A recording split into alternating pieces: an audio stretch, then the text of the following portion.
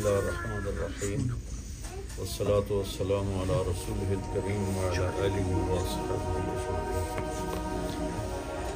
ہمارے نبی پاک صلی اللہ علیہ وسلم کی عمر اس وقت 35 سال تھی جب بیت اللہ کو بنانے کا نظام چلا۔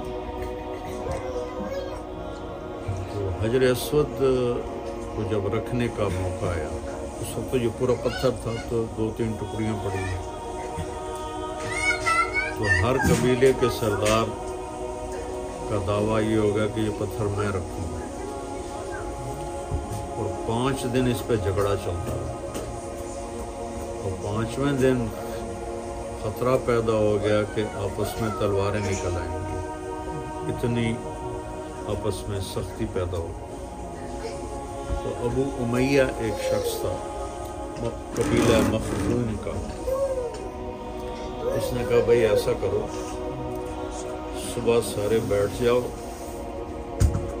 بیت اللہ کی دیوار کے پاس، سب سے پہلے جو حرم میں داخل ہوگا نا اس کو ہم اپنا قاضی مان لیں گے۔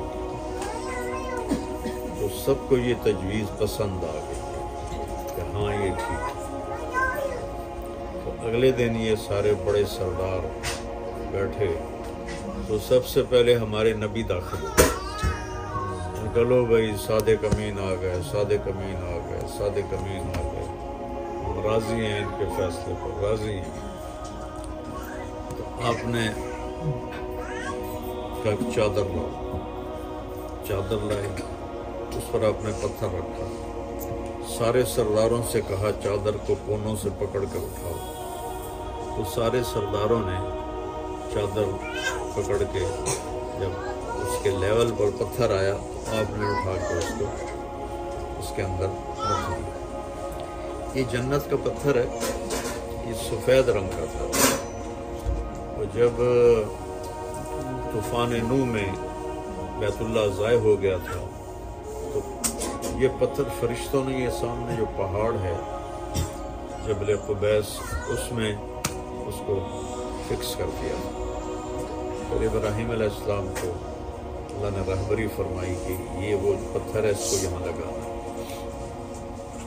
تو اب تھوڑا ہم واپس چلتے ہیں کہ جب حضرت ہاجرہ علیہ السلام کو اللہ نے پانی دے دیا، زم زم عبری زبان کا لفظ ہے، رک جا رک جا، تو ہمارے نبی نے فرمایا کہ کاش ہماری ماں یہ نہ کہتی تو یہاں پورا ایک دریا بہہ جاتا، اتنا اللہ کی رحمت جوش میں تھی، وہ نیچے چلا گیا۔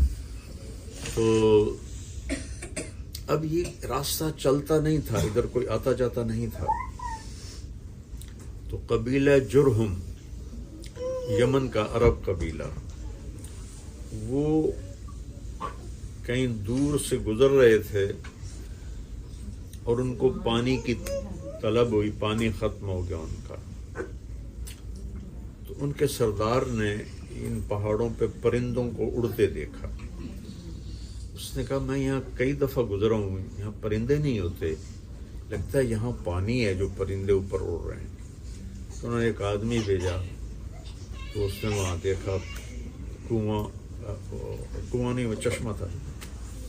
تو اس نے جا کے بتایا، تو وہ قبیلہ آ کے کہنے لگا بی بی اگر آپ اجازت دیں تو ہم یہاں آباد ہو جائیں۔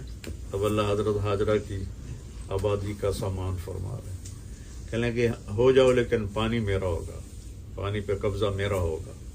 کہ ٹھیک ہے، پانی آپ کا۔ وہ قبضہ گروپ تو تھے نہیں اس وقت کہ پانی آپ کا، ہم آپ کے قریب رہیں گے۔ عرب کی ایک قسم ہے عرب بائدہ، ایک ہے عرب عاربہ، ایک ہے عرب مستعربہ۔ بائدہ کہتے ہیں جو مٹ گئے، قوم عاد، قوم سمود، قوم عمالقہ، یہ عرب تھے، ان کی نشانی مٹ گیا، نسلیں مٹ گئی۔ وہ عرب عاربہ ہیں جن کو قحطانی بھی کہتے ہیں، یہ یمن کے جو عرب تھے ان کے بڑے کو عرب عاربہ کہتے ہیں، اور ان قبائل کو عرب عاربہ اور یا قحطانی کہتے ہیں۔ عرب مستعربہ حضرت اسماعیل کی اولاد کو کہتے ہیں، جو حضرت اسماعیل کی اولاد سے نسل چلی اس کو عرب مستعربہ کہتے ہیں اور عدنانی کہتے ہیں۔ اور ہمارے نبی عدنانی عرب تھے، قحطانی عرب نہیں تھے، عدنانی عرب تھے۔ تو بنو قزاع نے 300 سال، بیچ میں ہم نے وہ حضرت حاجرہ والا قصہ سارا سمیٹ دیا ہے، بنو قزاع نے 300 سال حکومت کی مکہ پر۔ تو پھر بنو خزاع ایک قبیلہ تھا، اس نے حملہ کر کے اور مکے پہ قبضہ کر لیا۔ جب بنو جرہم کو اندازہ ہو گیا کہ ہم شکست کھا رہے ہیں تو انہوں نے کنویں میں پتھر اور سامان اور کیا کچھ اس میں ڈال کے کنواں بند کر کے اس کو اوپر سے پتھروں سے بند کر دیا۔ تو جب خزاع آئے تو ان کو پانی کا نشان نہیں ملا۔ تو کوئی 350 سال حکومت کی بنو خزاع نے۔ تو ان کے سردار کو قصی اس وقت مشہور ہوئے، قصی بن کلاب، جو ہمارے نبی محمد بن عبداللہ بن عبد المطلب بن ہاشم بن عبد مناف بن قصی بن کلاب بن مرہ بن کعب بن لوی بن غالب بن فہر بن مالک بن نضر بن کنانہ بن خزیمہ بن مدرکہ بن الیاس بن معد بن عدنان، یہ عدنانی عرب ہیں۔ تو قصی جو تھے وہ بڑے مشہور ہوئے اور انہوں نے قریش کے قبائل کو اکٹھا کرنا شروع کیا۔ قریش کا نام تھا فہر، وہ میں نے پہلے بھی بتایا تھا۔ تو بنو خزاع کے سردار کو شراب کا مشکیزہ دے کر مکے کی حکومت لے لی، نشہ پلا تھا، شراب کے مشکیزے پر اس نے سائن کر دیے کہ مکے کی حکومت تمہاری۔ تو قصی کا قبضہ ہو گیا تو قریش کے قبائل اکٹھے ہونے شروع ہو گئے۔ قصی کے بیٹے تھے عبد مناف، جو اتنے خوبصورت تھے کہ ان کو مکے کا چاند کہا جاتا تھا۔ ان کے 4 بیٹے تھے، ایک کا نام تھا مطلب، ایک کا نام ہاشم، ایک کا نام نوفل اور ایک کا نام عبد شمس۔ ان کے یہ 4 بیٹے تھے۔ تو عبد مناف کے مرنے کے بعد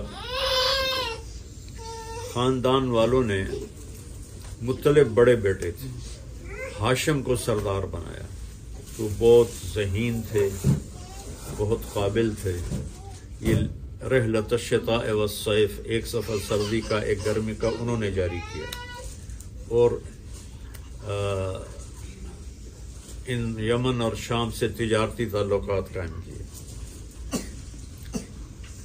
تو اس پر جو عبد شمس کا بیٹا تھا امیہ، اس نے اختلاف کیا کہ چھوٹا کیوں سردار بنے، بڑے کو سردار بنا۔ تو اس پہ جھگڑا ہو گیا۔ تو اس زمانے میں عرافہ عورتیں ہوتی تھیں، نجومی ٹائپ، ان کے پاس جھگڑا جایا کرتا تھا۔ تو اس نے ہاشم کے حق میں فیصلہ دے دی اور یہ شرط طے پائی تھی کہ جو ہارے گا وہ 10 سال مکہ چھوڑ دے گا۔ تو جب اس عرافہ نے ہاشم کے بارے میں فیصلہ دیا تو امیہ کو 10 سال کی جلا وطنی کرنی پڑی، وہ شام چلا گیا اور یہاں سے بنو ہاشم اور بنو امیہ کی آپس میں ایک نفرت شروع ہوئی۔ تو ہاشم تشریف لے گئے تجارت کے لیے، غزہ جانا تھا۔ تو مدینے پہنچے تو ایک یہودی عورت نے، ہمارے نبی جس باپ کی پشت میں آتے تھے اس کے ماتھے پر نور نبوت چمکتا تھا۔ تو یہودی عورت نے آپ کو دیکھا تو کہنے لگے ہاشم ایک رات میرے ساتھ گزار لو۔ وہ کہنے لگے میں عزت دار آدمی ہوں، میں یہ گناہ کر سکتا ہوں۔